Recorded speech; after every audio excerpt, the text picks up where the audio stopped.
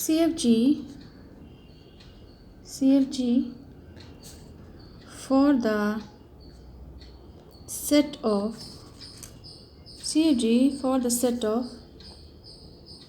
all Gmail ID. CFG for the set of all Gmail ID. So before making the CFG, first we should know what are the criteria for making Gmail ID. So there are two parts which belongs to that Gmail ID. One is called local part and another is called domain part. One is called local part and another is called domain part. And in local we can take up to maximum 64 characters, and in domain part we can take up to 255 character maximum. In local part we can take 64 character and in domain part we can take 255 characters. But with both the parts, local plus domain, with both the parts we can take maximum 254 characters. So how we can make the CFG? Suppose because in this we are talking about just local part. We are just talking about the local part. So what we can take? We can take A to Z. We can take 0 to 9, and we can take special symbols.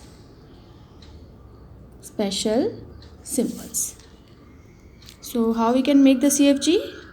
We can take A to Z, we can take 0 to 9, and we can take special symbols. So this is the CFG for Gmail ID for the local part.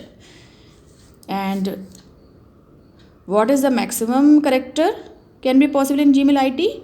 Local plus @ plus domain part can be equals to 254 maximum characters. And what are the special symbols are available or we can use in the Gmail IDs? These are 18.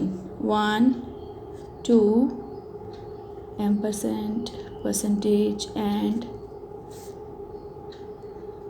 plus, minus, slash, equals to, question mark, underscore, this, and this.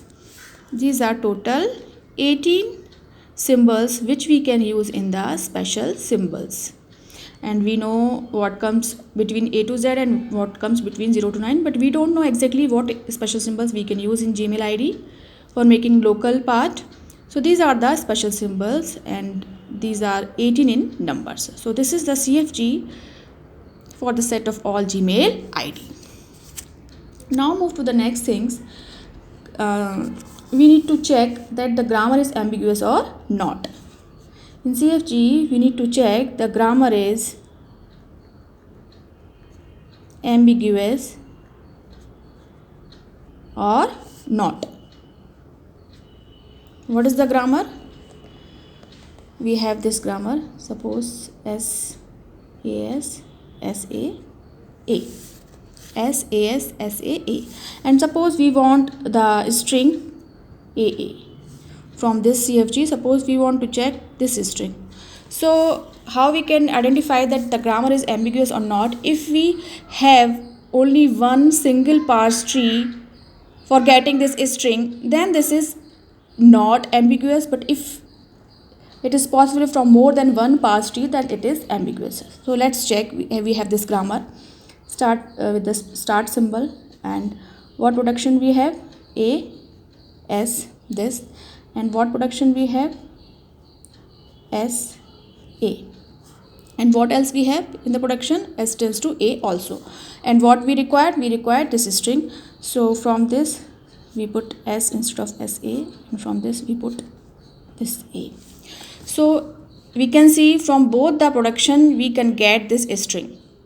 From both the production we can get this string. So for this string we have more than one parse tree. These are called parse tree. So we have more than one parse tree for this string. So this grammar is ambiguous. This grammar is ambiguous. So next let's move to the another example. Let's move to the another example. The simple thing we need to cross check that the grammar is ambiguous or not. Suppose we have this grammar as A, S, B, S, B, S, A, S and epsilon. And what string we need to cross check? We need to cross check, suppose we have string A, B. We have a string A, B. So we need to cross check that this string belongs to this parse tree, but we have to cross check that this grammar is ambiguous or not. So first start with the start symbol S. What we have? A, S, B, S. So we write here like this: A, S, B, S. So what next? What we required? We required A, B. So what we do again? Here we have A, B, and we can put instead of S epsilon. So we will get A, B. But what we required? We required A, B. We required A, B. So we need one more A, B. So what we will do? We will write again this tree, this production: A, S, B, S. Now we can put epsilon wherever we have S. So we put epsilon here, and if we put epsilon here, and if we put epsilon here, so what we will get? A, B. So this is from this tree, this production. And now cross check we will get this string from this production or not. So let us start from here, from the start symbol, and we write this.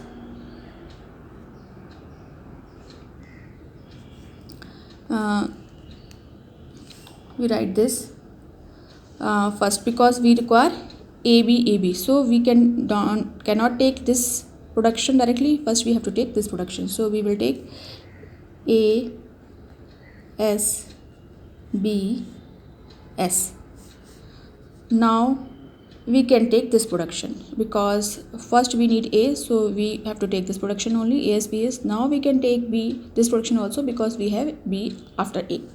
So in this we have put the production of S in the second S, but here we will put the production in the first S. So what we can put? This production B, S, A, S, B, S, A, S. So now A, B we will get, but before that we have to put epsilon because we have one production also for the S in which we have S value as epsilon. So now we can put everywhere epsilon instead of S. So what we will get? A, B. So now we can see that both because this string, for getting this string we have two parse tree. For getting this string we have again two parse tree. So whenever we have more than one parse tree for one string for a particular grammar, then the grammar will be ambiguous. The grammar will be ambiguous. Now let's take another example. Suppose we have grammar S tends to S plus S, S star S and ID. And we have this string. Suppose we want this string ID plus ID star ID. We want this string from this grammar. So let's check if this grammar is ambiguous or not. So start with the start symbol S, and we take this production S plus S because we need ID plus ID. Now let's take, because we need ID star ID, so we will take this production S star S.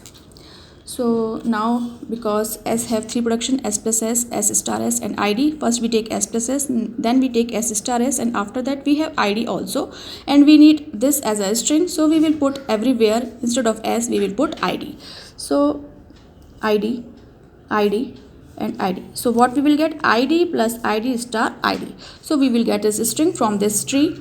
Now let's take that from we will get another can we make another parse tree for the same string or not, so that we can identify that our grammar is ambiguous or not. So let's take S. Now initially we start with S plus S, now we start with S star S. Now we start with S star S. But before, first what we require plus. So in this tree we will do the production for this with the second S, but in this tree we will do the production with the first S, because first we required plus. So what we will take? S plus S. Now instead of every S we will put ID. So what we will get? ID plus ID star ID.